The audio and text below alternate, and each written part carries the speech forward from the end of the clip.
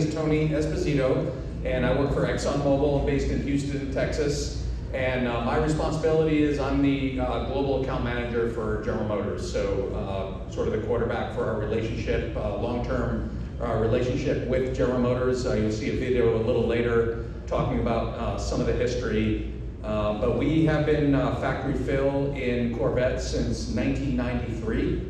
And we've been part of Corvette racing for 26 years. I think last year was our 25-year anniversary. But let me introduce our team. We have Michelle Hassinger, who is our OEM marketing manager. We have Cliff Salvesen, who is our America's technical manager. And we have Colin Moore, who runs our business relationship with General Motors in the United States. So my wife and I just pulled in last night. We were part of the South Central Texas caravan, so shout out to anyone that might have been in that caravan. It was our first caravan. There were about 100 Corvettes, so it was pretty pretty treacherous, if I'm being totally honest. There's a lot of trucks. The trucks pull over. I don't know where you all came from, but the trucks seem to want to get in the left lane, and 100 Corvettes don't like being constrained by a bunch of trucks. So it was definitely a test of driving skills, but it was a great experience, and just love the Corvette community. It's awesome. So proud to be a part of it. So from here, I am going to turn it over to Michelle. She's going to talk to you about a few promotions we have going on, how the session's going to work, and then we'll quickly get to the technical aspect, which is why I know you're all here. So, Michelle. Good morning. Good morning. All right, it is 50 years for Mobil 1, so we are also celebrating an anniversary, just like the 30 years of National Corvette Museum. All of you have a few things at your seats. You have got a one-pager that talks about Mobil 1 Supercar, which Tony mentioned and Cliff is going to talk about in more detail, and you'll have lots of chances to ask questions. In addition to that, you have a wallet card. That wallet card is part of our 50th celebration. You have a chance to win a Corvette. So this has been going on all year. It continues through September 30th. If you have purchased Mobil 1 all year long, whether it was at your GM dealer, online, at a store, you can enter to win. Any Mobil 1 product, you can enter to win the Corvette. The drawing will be in early October. You need to get those receipts uploaded by September 30th. So that is what the wallet card is. It's a QR code to actually take you to the site to upload your receipts. And then you also have a sticker sheet in celebration of our 50th anniversary in conjunction with the NCMs 30th. Tony talked a little bit about our partnership with GM. So what we're going to do now is share with you a video that we actually produced for General Motors. We've been leveraging it with them all year. It really talks about our history and our partnership, which actually goes back more than the 50 years of Mobil 1, and as Tony mentioned, from day one with the Corvette racing team. So this is something that actually has not been shown outside of the General Motors meetings that we've done this year, but we thought it would be really cool for you guys to get a chance to see a little bit more about our partnership with General Motors.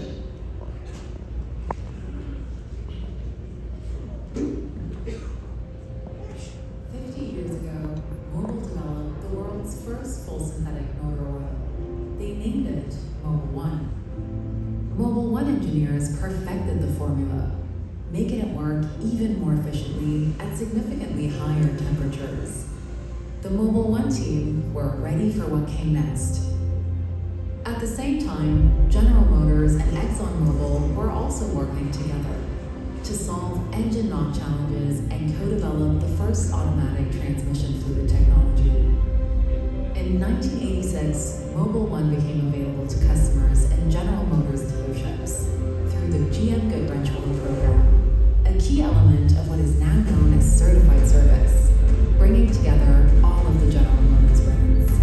And in 1993, every Chevrolet Corvette rolling off the production line was factory filled with Mobil 1 motor oil. Since then, over 850,000 engines have been filled with Mobil 1 from day one. In 1997, Mobil 1 engineers introduced Super Syn technology, a new patented formula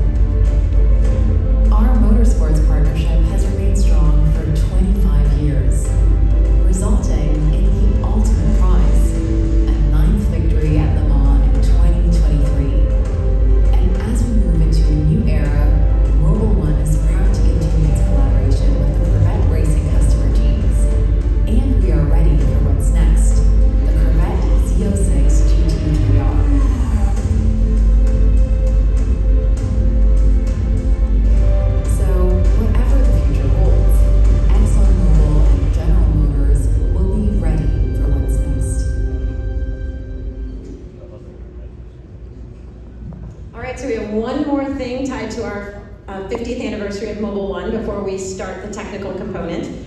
Has anyone in the room already earned your I Spy patch? Excellent. I see a number of hands up. So you may have received an email from the National Corvette Museum on Monday as the caravans were kicking off. We have a Mobil 1 vault with a Pegasus on it that is right out that window. You see the collector car insurance and we're right past it. We have kicked off an I Spy game strictly tied to this event where you can get this exclusive dual anniversary patch. You need to I Spy one of the 14 prompts. One of them, as a hint, is to take a photo of yourself at this tech talk. That would be one of your 5. And you just need to share that you have taken those 5 photos and earn your patch. And you can pick the patch up right over there. So I'll highlight that again at the end, but please scan the QR code and join the game and the hunt. And we actually look forward to seeing some of your photos. And at the end, as we do the raffles, and we will wrap up with some raffles of jackets and t-shirts, you will also have the opportunity to see some of the photos that we've received so far. With that, I'm going to hand it over to Cliff Salvesen. Thanks, Michelle. Can you guys hear me okay? Excellent, nice work. So for that I Spy thing, actually one of the things our team discussed was not just taking a picture here at the Tech Talk, but taking a picture with one of us, and I think Michelle was pointing at me for the selfie. I'm an engineer, I'm an introvert, and I was raised in a Scandinavian household, which is like the trifecta of not talking to people. So I kiboshed that idea very, very quickly. But thank you all for being here. I know it is early in the morning and the museum just opened, so you probably had to sprint to get in here to make the time cutoff. I did want to go through some of our technical slides, talk a little bit about oil development, a little bit about racing. As Tony said, my name is Cliff Salvesen. I am our motorsports technical advisor for North America. So if it's racing in the US, Canada, or Mexico, it probably hits my desk at some point. Our big 3 series here are IMSA, where obviously the Corvettes race. We've got NASCAR, and we've got NHRA. So kind of different formulation challenges for all of those. I really like IMSA because it's the closest to street car development. There's a lot of back and forth with the GM OEM team. We share a lot of ideas back and forth, and that feeds directly into oil development for the street cars. NHRA is its own set of challenges when you're making 12,000 horsepower and the engines get rebuilt 4 times a day after about 2 minutes of runtime, and they change oil 8 times a day. Their formulation needs are just so different than a street car that it's almost like building a space shuttle or something else like that. And then NASCAR, those guys have an entirely different set of challenges where getting something to survive in a pushrod V8 at 8,000 or 9,000 RPM for 500 miles at Daytona gives us an interesting formulation challenge. But in a weird way, those are probably the closest to older Corvettes, you know, C3, C2, C1s, where some of the formulation challenges with that, a lot of people ask about zinc, we'll get to that later in the tech talk. But formulating to protect the valve trains at those high RPMs in NASCAR has actually fed a little bit into the oil development for our 15W50 and some of the other lines. Can we go to the next slide, please? Yep, perfect. Wanted to mention a little bit about everything that goes on the bottle. There's a lot of information that's packed on here. So we have our marketing claims on the front, which is Michelle's area. We've got the industry approvals, which is my area. Prior to taking this job, I worked in our engine test center. So we have 2 actually, Paulsboro, which has since closed, and then we moved all of the equipment up to Clinton, New Jersey.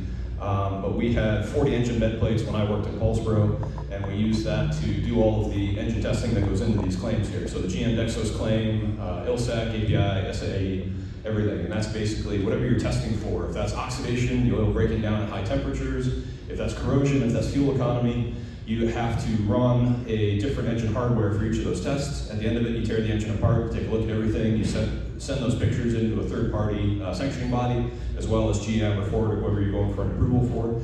And then if everything looks good, they give you the thumbs up, you can put the Dexos label on the bottle, and then you can put all of your other claims on the back here. So you got the SE category. This was a slightly different one. Supercar is just for GM, so we don't have the Starburst label, but if you remember the circle that goes on to a lot of those technologies, that's their own oil test. We've got some product benefits, and then the biggest one that a lot of people don't actually know about or utilize is the customer support. We have a different slide on that when we get to the end, but our website has information about zinc, has information about product recommendations, has a technical help desk hotline, so if you're in your garage and you go, I wonder, and one of us is not happen to be standing in your garage at that point, you can call in, and there'll be an engineer on the line that can give you information about what you need to do. Next slide, please. Awesome. So don't be intimidated, I know it's a lot of graphs, but when you're reading the viscosities on the front of a bottle, the two numbers that are on there, does anyone know what the W means? Excellent. Good job. Everybody thinks that means weight. Everybody gets worried that they go, I don't want to put zero weight oil into my car. These two numbers are basically your cold viscosity and then your hot viscosity. So the first number is what the oil acts like when it's cold. The second number is what it acts like when it's hot. Back in the 1960s, I have a 67 Jeep M715 and the owner's manual for that. It says, please use SAE 10 weight in summertime, please switch to, or strike that reverse, SAE 30 weight in the summertime, SAE 10 weight in the wintertime. When multi-grade oils came out, that basically eliminated that. So instead of doing a 30 weight in the summer and a 10 weight in the winter, they came up with a 10W30 that could do both jobs, right?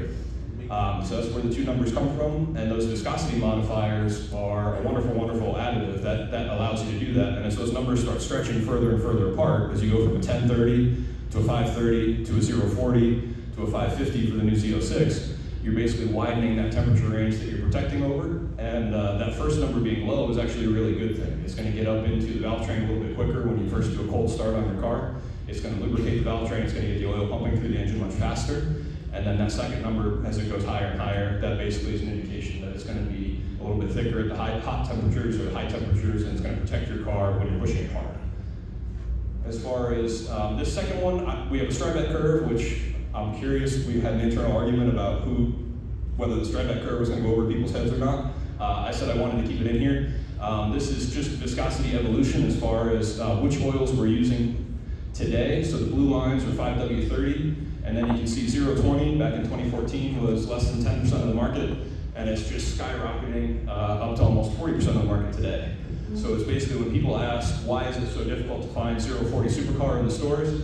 Usually we point to this graph and say that most people are buying 530 or 020 for their daily drivers, for crossovers, for Malibus, for, I think even the trucks now take either 020 or 030.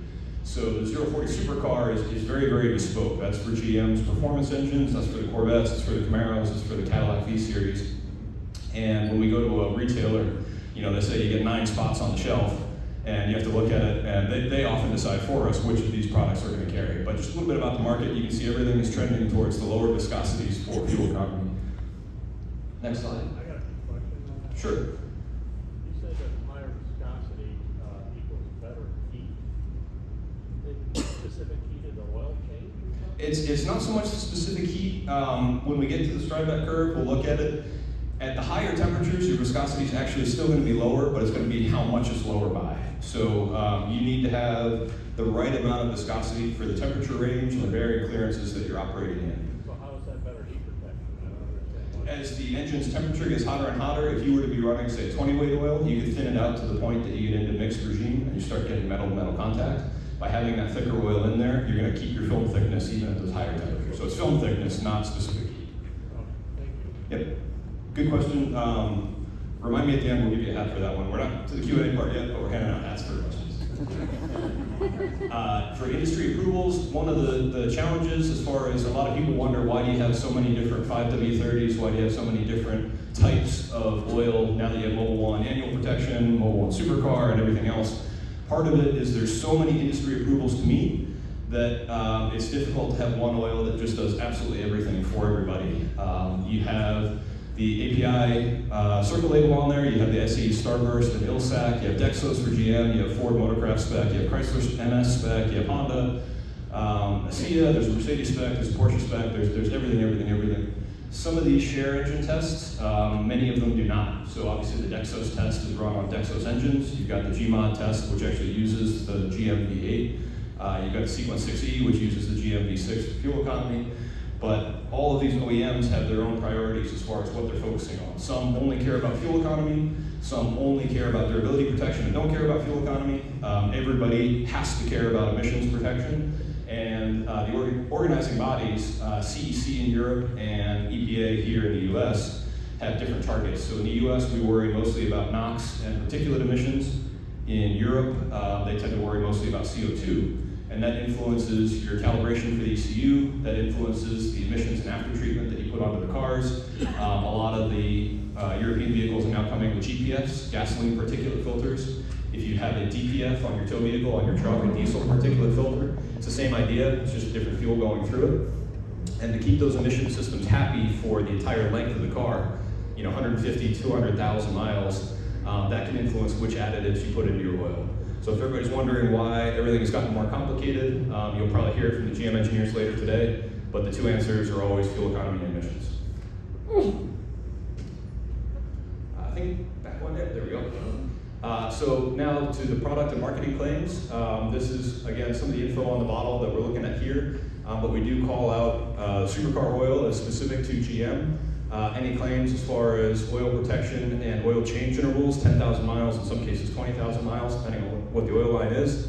Talking about the additives a little bit as far as fighting sludge, protecting your engine, keeping it clean, and any other claims that we may have that we want to call out on the bottle. Next slide. Video's coming up next. Perfect. So we do have a technical video here. We'll let that run for a second. The dyno test for the LT6, it's unique for the, call it more mainstream high volume OEMs. Big exotics, they do it. The big three, the high volume, the typical American pony cars, it's not. It is a great quality game. So instead of just idling the engine on a dyno, this is a full load, high speed dyno test. It does start that break-in process. We get that kick started a little bit in a controlled setting where we can control the temperatures, the speed profile, and things like that. It's a gentle send-off to start the break-in process. It allows us to check the oil, check everything, and everything's good to go, so the customer has a great experience in the deal site. What type of oil is used in the Z06 and what makes it so unique? We developed an all-new oil for the LT6 engine. It's a 5W50, and it's a Dexos R. R stands for racing. We're really proud of this oil. We work very closely with Mobil. The oil type is a big enabler of what this engine does, right? I mean, we're breaking records for naturally aspirated horsepower with this engine. If you think about everything else in the LT6, the engineering has to be precise to the micron to make these parts work. The oil life monitoring system is the same way. It's actively looking at the way the engine's being used and what it's doing, and factor that into the life or longevity of the oil. And just follow the dash, and it'll tell you when it's time.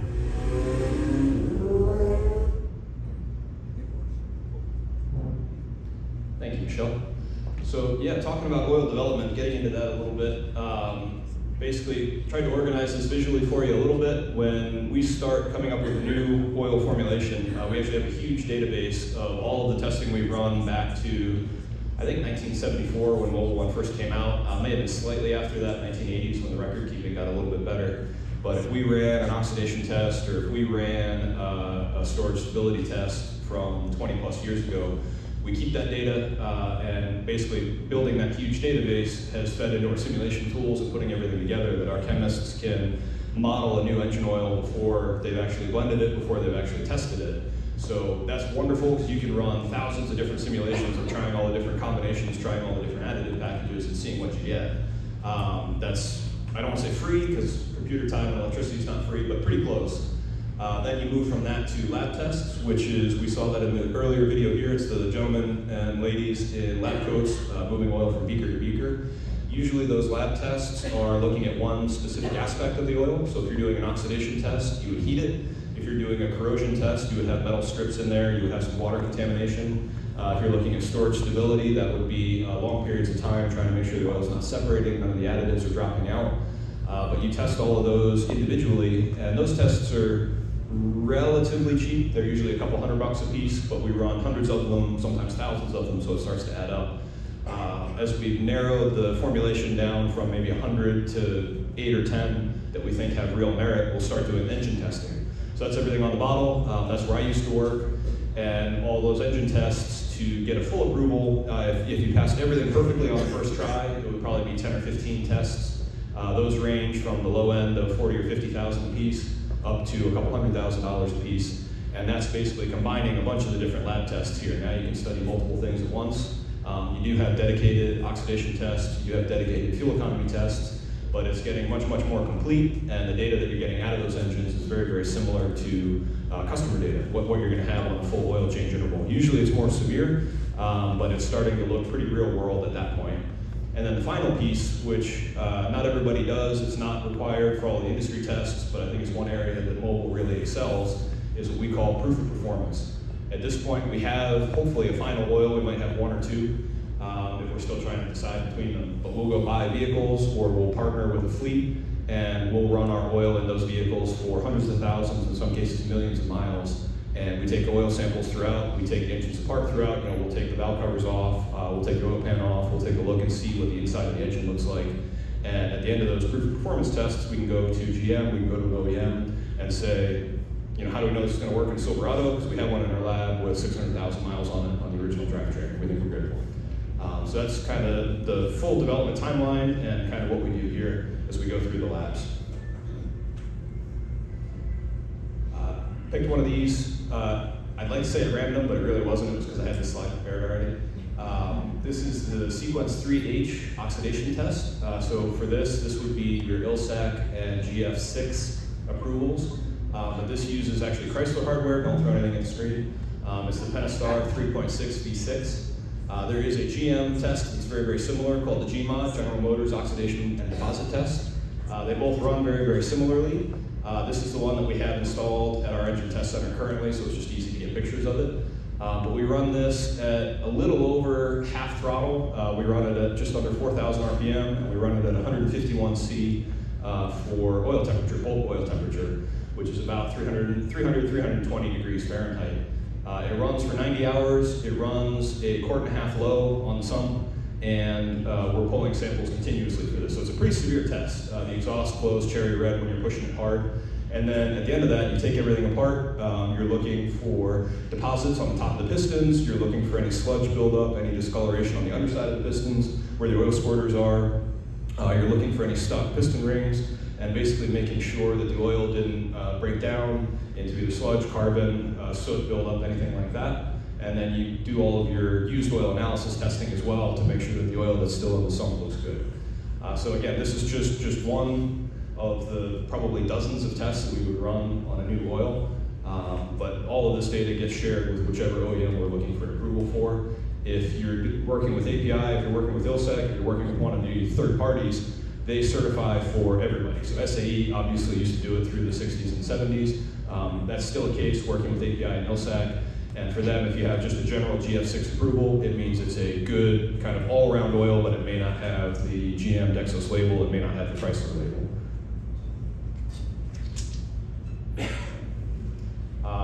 Quick slide, moving things along, because I think we're running a little bit short on time. We have a rating and metrology lab, and this is where we do all the real deep dives. It's kind of cool. We have pistons up there that are about that big around. We'll pull pistons out of buses, we'll pull pistons out of railroads. We've sent our raters, we actually have, I think 3 times last year, we sent them to ships. When they do the teardowns, they do the teardowns on board the ship, and you climb down into the cylinder to rate the linings, which is kind of cool. But our guys have IR cameras that we're looking for heat buildup while the test is running. We've got a photography booth, we've got microscopes, and we've got profilometers, which is basically a needle that scrapes the cylinder liner. You're looking for any wear or any degradation of the cylinder liner. Just a tool, again, to improve our test reports and make sure we know what's going on in the engine. So a little bit about what I do today. If any of you have used Blackstone Lab or one of the equivalents, you'll get a used oil analysis, UOA, and looking at all the degradations of the oil, looking at all the test reported features of the oil, we kind of break it down by the actual lubricant properties, which is the top left, any contaminants, sodium, potassium coming from your coolant, silicone, which would be coming from dirt or anything outside, and then your wear components up here, and then your additive metals, how those are holding up. We're going to be doing hats for giveaways for Q&A, but I wanted to do a little bit of my own Q&A to you guys, so if you don't have a question to ask but you still want to earn one, can anyone tell me one of the wear items in a car that you might use a used oil analysis report to look at? What parts of your engine are wearing out? Yeah, we'll go by hands rather than just shouting it out. I saw you over here first. Pistons, sort of. Rings, yep. We'll give it to you. We'll say the rings are in the pistons. We got one more, so we'll go ahead here. I'm thinking a little bit lower down in the engine. You can't just yell it out. Okay, we'll miss that one. Raised hands. The last one is higher up in the engine. Start with the silver hat on. Yep, right in the middle. We just went with that one. Unfortunately, we had that one yelled out. A little bit higher in the engine. Yes, sir. Wrist pins. Wrist pins. Go higher. Valves. Valves. There you go. Okay. We'll do valves. So if we click it one more time, we got pictures of those. One more. So your bearings are actually tri-metal. you're going to have a layer of, it used to be lead, now it tends to be aluminum, then you've got a copper layer, then you've got an iron layer. And then for valve springs, I like to use this as an example of one of the few places that you would see titanium spike high on a used oil analysis report. Not everybody uses titanium valve train, but a lot of the race engines do. So when we get these reports, you're basically looking at metal shavings or metal buildup in the parts per million category. So it may not be visible at all. It's not like you're going to see the particles in the oil. But if you see the aluminum start to go high, and then on the next report the copper starts to go high, and then God forbid the iron starts to go high, by the time the iron's going up, the engine's probably smoking and falling apart in your dynamometer. But we've had a few false positives, which is why we use these tools. We had the copper go very, very high, and the customer was worried that the bearings were wearing out, but the aluminum was still fine. So we said you can't have copper without having the iron current. I lost the mic. Okay. How's that? Much better. So the copper was going very, very high. We did not see a corresponding increase in aluminum. We said you can't get to this layer without going through this one. We got something going on. And we traced it back. The car had been rebuilt. They had road debris or track debris come through the oil cooler on the front nose of the car, and it pierced the oil cooler. They replaced the cooler, they rebuilt the system, they put everything through, the engine was fine, but the copper core of that oil cooler had to passivate. Because it was brand new, it was shedding copper. It wasn't detrimental, it's just a case of that oil cooler has to break in, and we traced that back to what was going on with the rise in copper. So, okay, so what we use these oil analysis reports for, I get like 100 of these a week, so that's probably one whole day of my time is just going through these and making sure that there's nothing going on. All right, second question for coming back to the specific heat question or heat and viscosity. Can anyone tell me the 3 types of lubrication? They're blocked off here. Got to raise your hand. 3 types of lubrication. Anybody want to take a chance? More than a hat. You're going to need more than a hat for anyone that answers that. More than a hat. Well, we do have the jackets. But I think we're raffling those off. Okay, we'll skip ahead to that one, but if we click through, somebody did say boundary. I heard it there, but I didn't see a hand. So basically, you always want to be in the hydrodynamic range. That's where you've got a nice film of oil that's floating those bearings, separating all the pieces of metal in your engine. Everything's able to slide past one another. Everybody's happy. As either the oil gets thinner and thinner as you go from a 50 weight to a 40 weight to a 30 weight to a 20 weight down to a 0 weight, or as the oil gets hotter, where it's basically doing the same thing. The oil is going to get thinner, thinner, thinner. That film thickness is going to get smaller and smaller. Those metal pieces are going to get closer and closer to one another. And then you enter the mixed regime. So mixed is where you still have a film of oil, but every once in a while, those surfaces, even when they're polished, even when they're ground, they look like this under a microscope. There's always jagged teeth. As those metal teeth start to brush against one another, you'll get just occasional metal-to-metal contact, and you'll start to generate a little bit of debris, a little bit of wear in that engine. So that's where the film thickness is still mostly doing the job, but it's starting to get a little bit too thin. As it continues to thin down, you're basically going to get to the point where the film thickness goes away, you get into the boundary regime, and now you're just grinding 2 pieces of metal against one another, and the engine's not long for this world. So by the time you get down into that range, things aren't really going well. So everybody then wants to know, okay, why don't we just stay over here in the safe space where everything's good to go? And why don't we all run 50 weight oils? Because you actually get into the opposite problem where now the engine's working too hard. If you're a race engineer, everything underneath this curve, if you draw this line straight over, that big triangle is lost horsepower. And it can be pretty significant. So that's your pumping losses as the pistons move up and down in the cylinders. That's your oil pump working too hard to move oil that it doesn't have to. And any of that lost horsepower could potentially cost you the race. I mean, this isn't just a quarter horsepower. This can be several horsepower up to more than several, 10, 12 sometimes. So usually we would try to have the oil sitting in about this range, and there's no right or wrong answer for viscosity. That spot is going to be different for every engine based on the bearing clearances. It's going to be different based on how you set up your oil cooling system and what temperature you're running at. But you want to keep some safety margin and not give it all away in terms of pumping losses. Okay. And the last piece, I think we are close to our time limit here, but that customer information on the bottle, this is everything that you would want to know about finding out more information for your engine oil. If you go to mobil.com, or even if you just Google Mobil 0W40 Supercar, it will pull this page up. It's organized a little bit differently, but everything in blue is your contact information for the technical help desk. We've got general questions and technical questions right on the website. And then on the right side of the website, they have a link to all of the ZDDP levels for all of our oils, any current rebates going on, information about racing, product data sheets, a selector for your own vehicle. There's actually quite a lot of info on there if anybody has further questions that maybe you don't get answered today. So with that being said, I think time-wise, we want to do some Q&A. If you want to jump right to the Q&A. Sorry, go back one. What did we have up there? Didn't know if you wanted to hit on a couple of the most popular questions. Oh, perfect. Yeah, so if your question is, supercar is great, I can't find it, I need it for my car, where do I get it?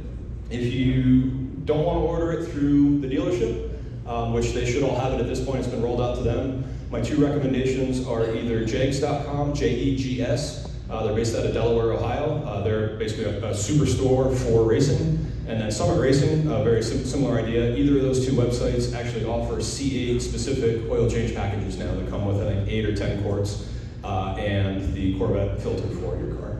And while you're here, it is available for sale at the Motorsport Park. I know you have a ton of room in those trunks. Yeah. So you can grab enough oil for your next oil change while you're here. Okay. Very good. All right, we're going to open it up for Q&A. So we'll walk around with the mic so everybody can hear the questions. And yep, we got hats ready as well. If you ask a question, you get a hat. Perfect. Yeah, Cliff, I think Dexos very first came in the C7 era. Tony Esposito. What is Dexos? And since Dexos was introduced, there's been like 3 generations, and now there's the R. Is it additives through the different generations or what? And you said it's exclusive to GM, but even Costco in their own branded oil is advertising Dexos in it. Yep, great question. So Dexos is the GM specification for oil. So just like you have SAE, Society of Automotive Engineers, they have their own category. You have ILSEC, you have API, the American Petroleum Institute. Everybody sets up the way that they think oil should be made, as far as the additives that go into it and the tests that you need to pass to sell the oil.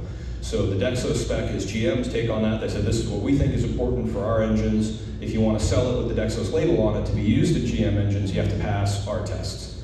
And so Costco can go to GM and say, here's our oil, here's a check to run the tests.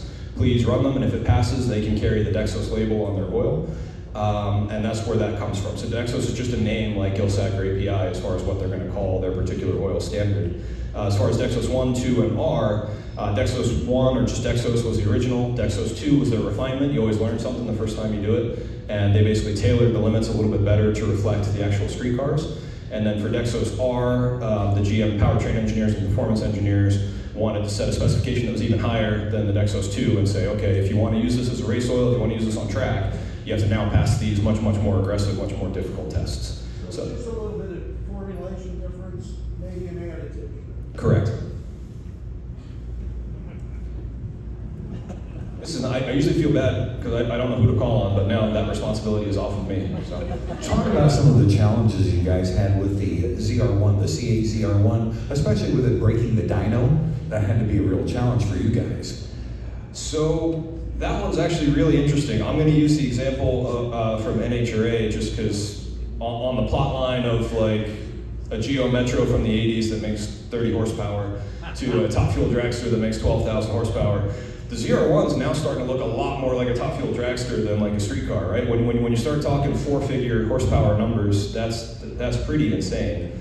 But surprisingly for us, just from an oil protection and durability challenge, that wasn't the end of the world as far as making that live or keeping that happy. We get to point at the dyno manufacturers and go, hey, it's not us, you should have been using our product in your dyno as well.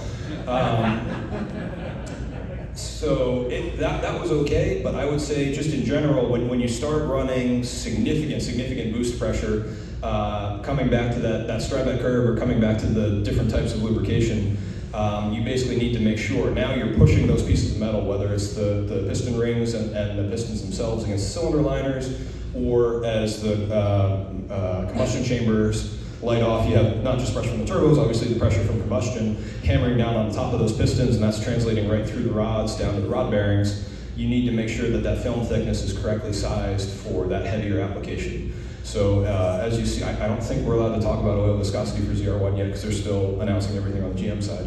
But as you see some of that start to go up, part of that is because there's less and less focus on fuel economy for those engines, more and more on long-term durability.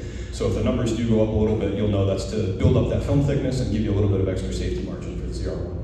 Good question.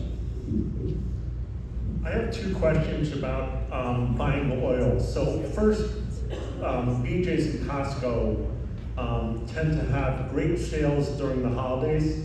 So what is the typical shelf life of leaving, the stuff in the box and not touching it?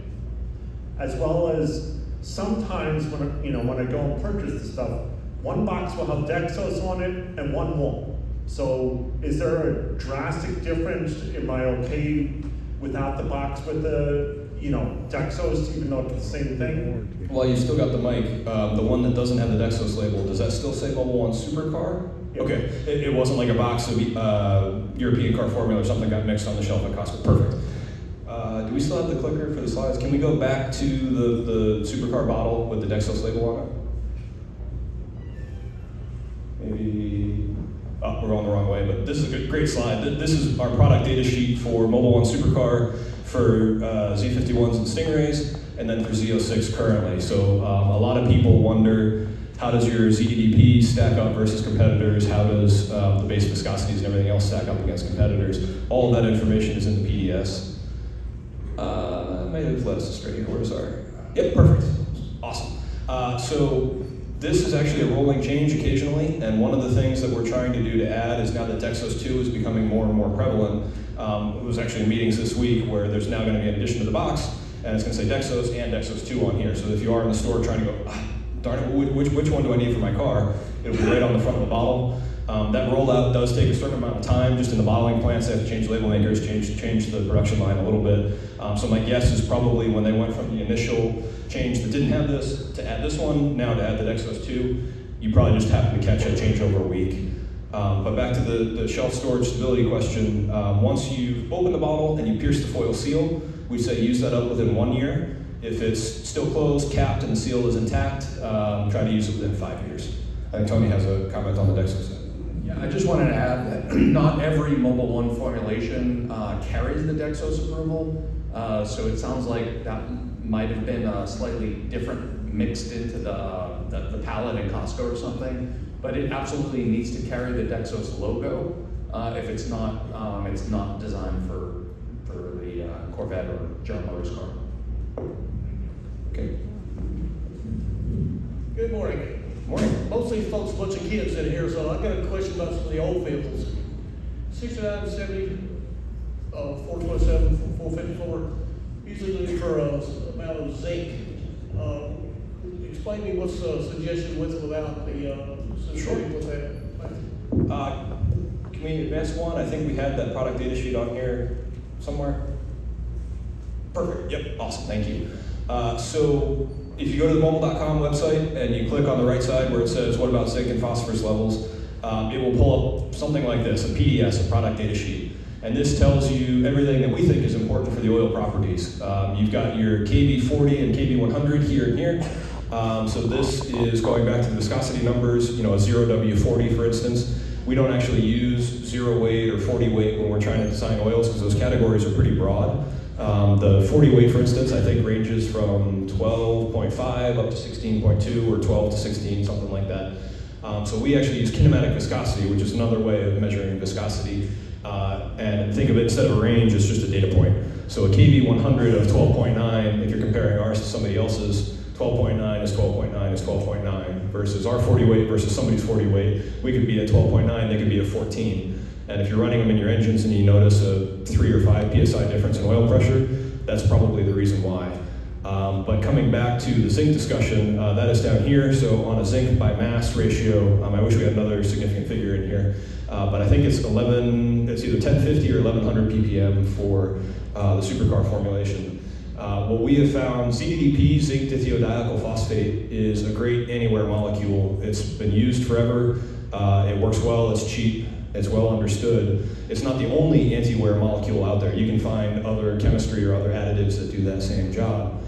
Zinc works well. It comes chemically attached to a phosphorus molecule, so that's the P in ZDDP. Phosphorus poisons catalytic converters. So that's why the OEMs got together in the mid to late 90s and they said, we're gonna cap the amount of CDDP. If you wanna be factory fill, if you want your oil to go in on the production line, there can be no more than 800 ppm, parts per million of phosphorus. So that was where this whole change started to bifurcate the market as the cars got a little bit different. You've got oils now that are bragging about high ZDDP. I think the Valvoline VR1 is one that a lot of folks have heard about or talked about because they talk about it right in their marketing, that it's high zinc content. Our Mobil 1 15W50, if you go to the PDS and you pull this up, is actually the same or higher as the Valvoline VR1 product. So Mobil 1 1550 is still compatible and recommended for the previous pre-1987 when they went to roller cams hardware. And the zinc level is right where it should be. 1550 is not currently used as a factory fill in the factory for anybody, so that's why we still build it to the older standard. And that 1550 is the same whether you buy it at Advance Auto or Walmart or online or whatever. We make one 1550 and it's that specification for the older cars. I wish we would talk about it a little bit more. I wish that we would also call ours high zinc so that the people that have these questions and want a little bit more info could understand that a little bit better. But it is here in the product data sheets if you want to look it up and compare us to anybody else's product. So good question. Okay, we live in Oregon, and as we make these long treks, the car's saying you need to change oil, and we have a hard time finding a place to do that. So you got any suggestions for us? Short of, we don't have room to carry a case of oil. Hardly have room for our clothes. So, if I understood the question correctly, it was where potentially to get it changed as you're making the long caravans and trips. I have a humorous answer and then the actual answer. The humorous answer is you got a lot of friends in the room and everybody's driven here from all different places around the country. We should get a spreadsheet or a Google Maps thing going that shows everybody that has a garage and a lift, and we can all just coordinate to get maintenance done on our cars. I have that with my friends. We have like a lift exchange service that we all use everybody else's stuff. But the serious answer is, you know, the Corvette certified dealerships are pretty good about helping you out if you have a newer car and you want to get the oil changed on while you're on the road. I would probably Google the dealership just to make sure, or go on to CorvetteForum.com or somewhere that you can get a third-party opinion and say, hey, we're looking for a good dealership in Indiana, or we're looking for a good dealership in Montana. We just need to get an oil change real quick, and that's probably going to be your best bet. Who's got the mic? I just changed my oil recently, and before coming out here, and it was probably right around 4,000 miles, and it was 20%. Okay, on a gauge. I said, well, I better change before I come out here because we're from South Carolina. But the oil itself is good for 10,000 miles. Why is there such a disparity between Mobil 1 and, you know, Chevy GM motors?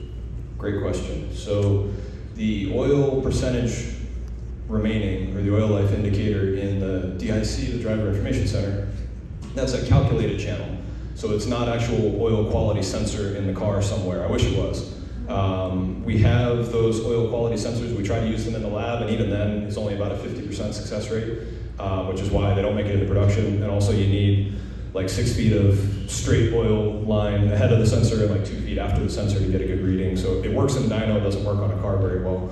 But that channel is instead calculated from oil temperature, which sensors do exist for, coolant temperature, torque applied, air intake temperature, a few other things that come to it from the ECU. And it puts all those parameters together and it gives you its best guess at the oil life remaining. One of the other ones that goes into the oil life remaining is actually a time parameter. So if you do a fresh oil change, you park your car in the garage on a battery tender so the ECU can actually know what day it is, but you just don't touch it and you leave it alone for a year, that oil life is going to continue to drop. So it's not just that the oil itself is worn out, but it tries to give you a reminder to say, hey, it's been a year, it's time to do this. That would be my guess what's going on without knowing more about your particular situation, but the oil change life is now kind of variable for the Corvettes based on that sensor. A lot of cars that don't have that or don't have an oil percentage remaining, those sump sizes have gotten bigger and bigger, which is part of why you've seen oil change intervals go longer instead of 3,000 to 5,000 miles. A lot of people are now saying 7,500 miles, 10,000 miles.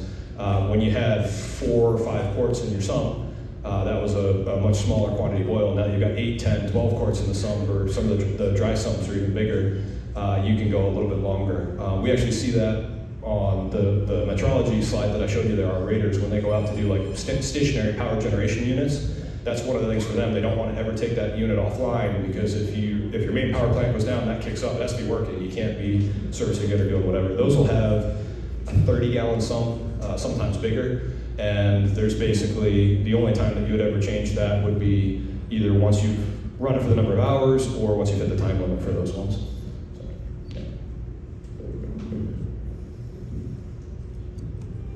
Hi, I have a similar question. I have an older pickup that I keep in really good shape. It's a 98 Chevy half-ton, four-wheel drive.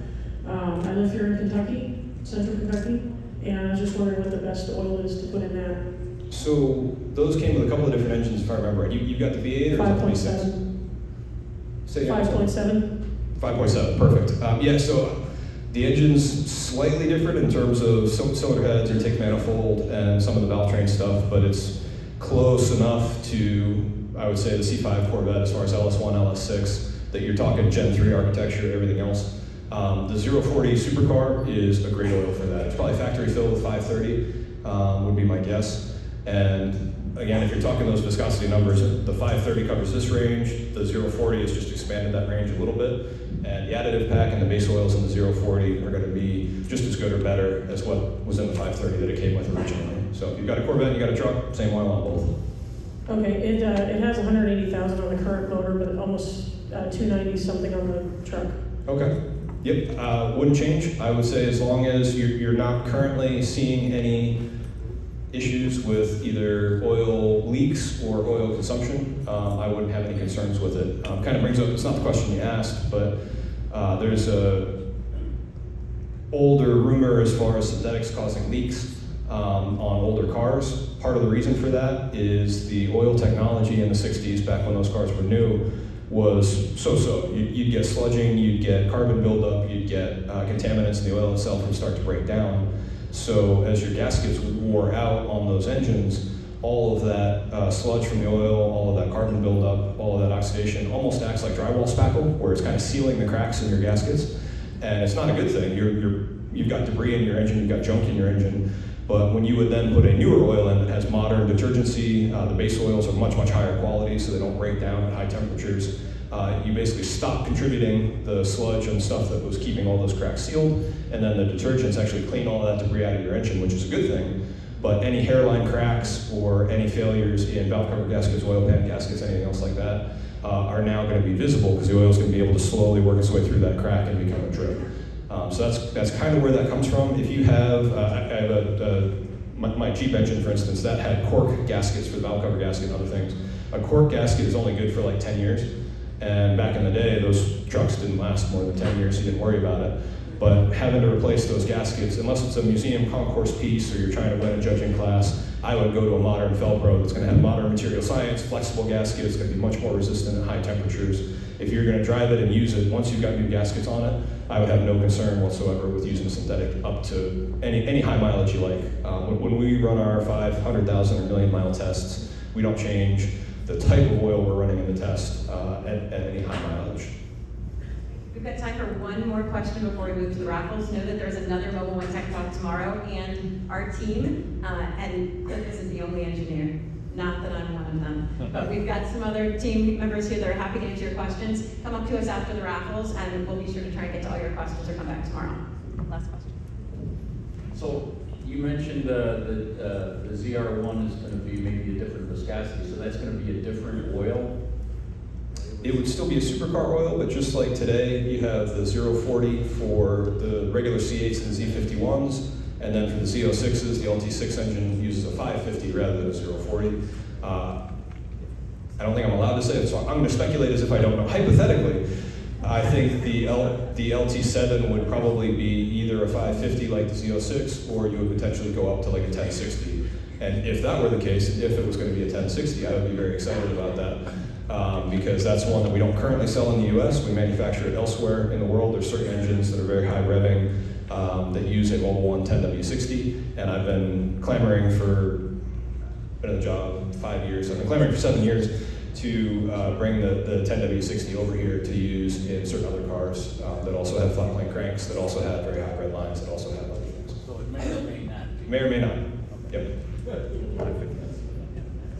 Okay, I think that was the last question. It's a good one to go out on. I think we're going to do the raffle. It is. We're going to raffle for two things today. Does everyone have a raffle ticket? If you do not, raise your hand. We've got